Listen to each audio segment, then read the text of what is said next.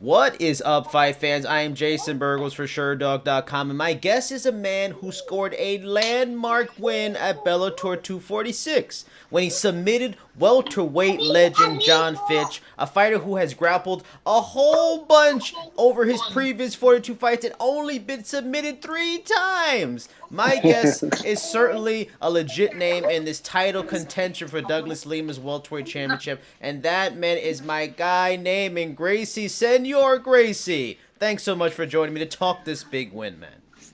Thank you, guys. A pleasure to be here talking to you, Jason. And it was great, man. It was a great fight against a great fighter, and I'm pretty happy with the win. Now, before we get into this, the big win and stuff like that, because I didn't get to talk to you before going into this fight, but talk to me about this last year. You came up short against Rory in the title fight last June. Then it wasn't until December that you got rebooked. You make the trip to Hawaii, end up breaking your hand and training, stuff like that. Then the pandemic hits this year, and it makes for like a 15-month layoff out of competition. Were like the last 15 months some of the most frustrating you've ever had as an athlete, as a competitor, as a professional? Or in that time you feel like you grew a lot as a fighter, not having to maybe train for specific guys and just training on your skills, and kind of there was some silver lining into the frustration? I definitely grew as a fighter because I kept training, but it was also frustrating because I wanted to compete and a lot of things were happening and I couldn't, but in the end, everything worked out. But I was training the whole time. Even when I broke my hand, I kept training and I was training only with one hand, Wow. just kicking and jabbing, doing whatever I could. And I'm just happy to be able to be back, man. It's like it was more than time. Yeah, no, I totally understand that. Going back to that fight with Roy McDonald, yes, you didn't get the win, but you did some really good things in that fight, were very competitive. What lessons did you take away from that experience? Going, in there to your first major main event for promotion, Yeah. a major championship fight in Madison Square Garden. Like, were there things that you learned from all of it that were really helpful going into another big fight with Jon Fitch this past weekend? Definitely. I learned a lot from that fight, and was also fighting against a big name. Mm-hmm. So now I think that whoever I fight, it's gonna be just like a regular guy. I'm not gonna look at him like a big name or anything, and that changes a lot too. So I won't respect people as much as I used to. That's one thing. And the other thing is that being away from my job, being away from fighting for so long, now that I'm back, I'm enjoying everything. I'm happy to do to be able to fight. I'm actually happy to lose weight. So I even said that on my Instagram that I was happy to do for the whole process. Happy for the training, for the preparation, happy even losing weight, making weight, and fight night, everything I was enjoying, and I think that makes a big difference. And that's interesting to say that because, you're still early in your career, but I guess that shows how difficult this kind of work is, how much dedication goes to it and stuff like that. And also you have, a young kid that's very young. How much is that part of it too? Like learning that balance of being a father to a young child and then trying to balance all that it takes to be an MMA fighter and then all the work you already do at the Renzo Gracie gym too? Yeah, it's crazy, being a fighter is no joke. It's a lot of work, especially when we have a fight, our life stops and we kind of stop doing everything that we're doing just to focus on the fight. So it is a lot of work, but on the end it's worth it, I wish every fighter could get paid more like the boxers. Yeah. That would be much easier. But I didn't start doing this for the money, I even tell people if there wasn't any money in this, I would do it anyways. So my wife sometimes asks me if we win the lottery, would you still be fighting? I said, hell yeah, and I'll have the best camp ever. I'll use Yeah. that money for the camp, like to get the best camp and everything. So I do this because I love, and being away from it kind of showed me that how much I love this. And like I said, I was enjoying the whole thing, and I can't wait to be back, man. And now and that's interesting too. Also, the how difficult it is money wise because you are become a big name for Bellator. You the co-main event, you just main event like I mentioned, Madison Square Garden. Are you like? Do you still have a few fights left on your deal, or are you coming close to the end of your contract and getting even more and more what you feel you deserve? Yeah, I still have a couple of fights. I think only two more, Okay. So I'm getting close to the end of the deal. But Bellator has been great with me since the beginning.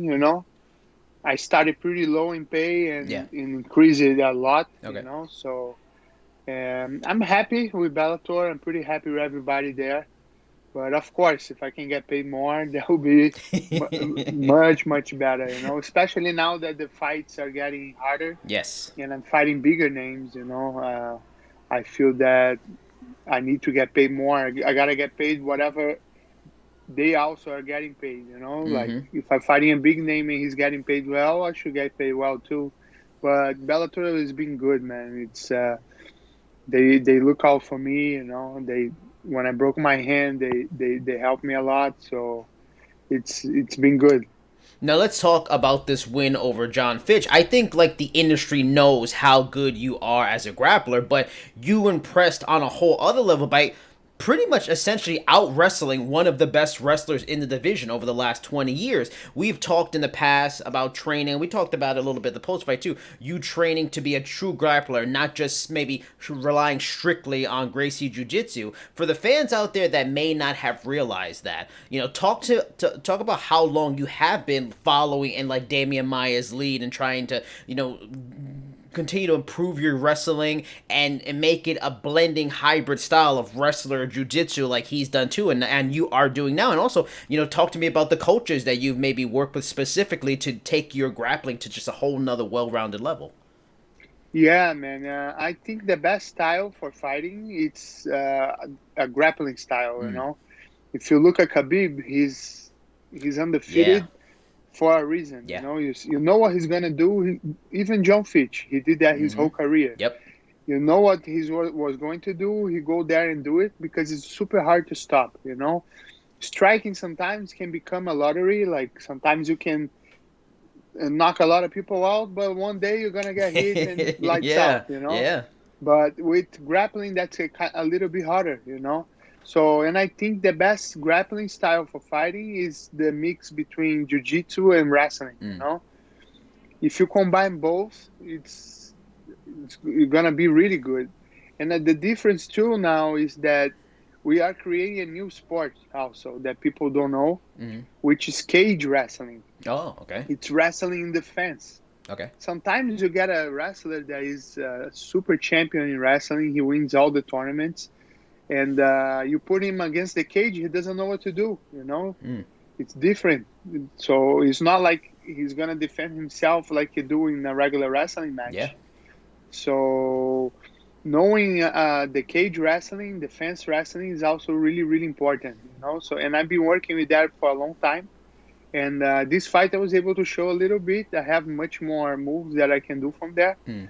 And I think that's a big thing right now. It's being good on defense, also fence wrestling, and mixing jiu-jitsu and wrestling. It's really big.